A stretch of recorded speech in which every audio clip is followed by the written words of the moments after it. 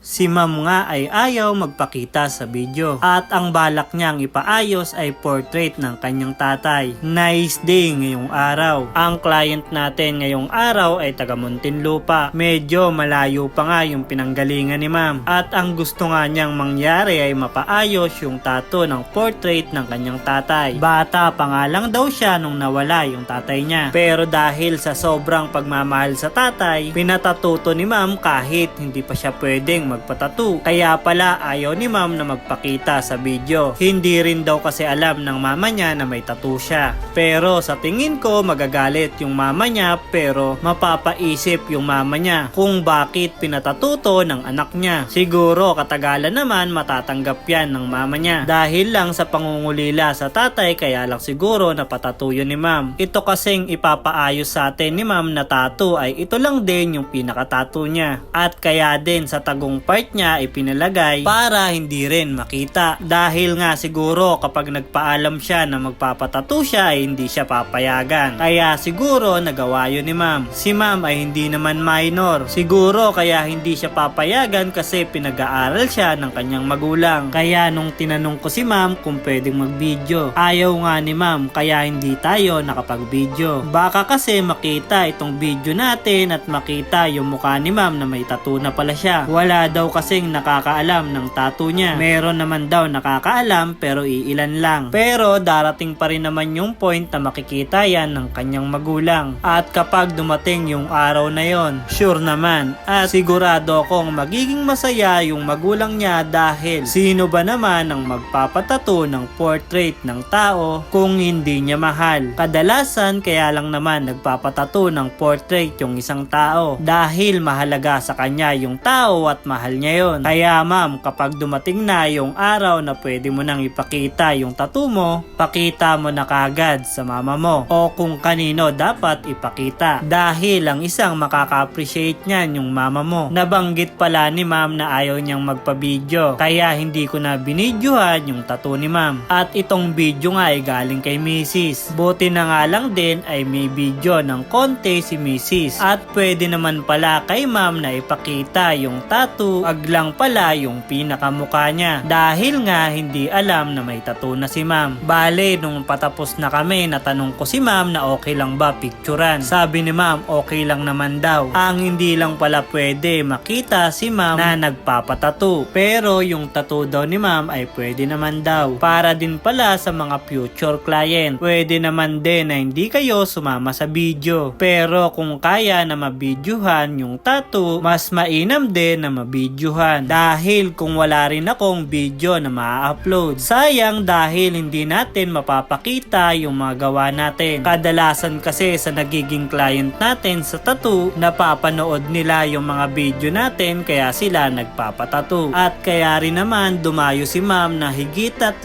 oras para magpaayos ng tattoo. Dahil kung wala naman din tayong upload ng mga gantong video, walang mag-aaksaya ng panahon para puntahan tayo. Kaya salamat pa rin kay ma'am dahil mapapakita pa rin natin yung gawa natin na tattoo at kung ano yung nangyari sa dati niyang tattoo. Ito pala yung dating tattoo ni ma'am at dahil gusto niyang ipaayos yung portrait ng tatay niya, ito na yung kinalabasan sa ginawa nating tattoo kay ma'am. Naging masaya nga si ma'am sa ginawa nating tattoo. Salamat nga din dahil may patip pa at ang dating tattoo ni ma'am ay magiging isa na lang alaala.